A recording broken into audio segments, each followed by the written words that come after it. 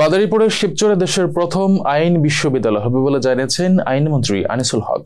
শনিবার শিবচরে judicial academy ও আইন বিশ্ববিদ্যালয়ের জন্য প্রস্তাবিত জায়গা পরিদর্শন শেষে তিনি এই কথা জানান।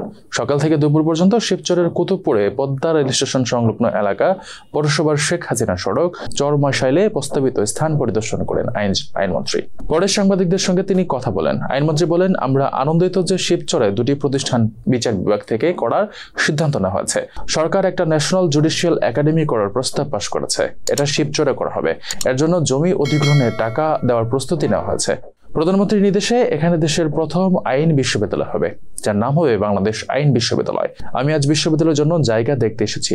চিফ হুইপ সাহেব আমাকে 3টি খুব ভালো জায়গা দেখেছেন। চলমান কোটা বিরোধী আন্দোলন নিয়ে প্রশ্ন করা হলে তিনি বলেন, আপনারা জানেন যে যখন কোনো মামলা আদালতে থাকে আমি আইনমন্ত্রী হিসেবে সেটার বিষয়ে কথা বলি না। আমি এবারও এ ব্যাপারে কোনো কথা বলতে চাই না। এ সময় তার সঙ্গে ছিলেন জাতীয় সংসদের চিফ হুইপ নুরি আলম চৌধুরী, মাদারীপুরের জেলা প্রশাসক মোহাম্মদ মারুফুর রশিদ খান, জেলা পরিষদের চেয়ারম্যান মনির চৌধুরী সহ আরো অনেকে।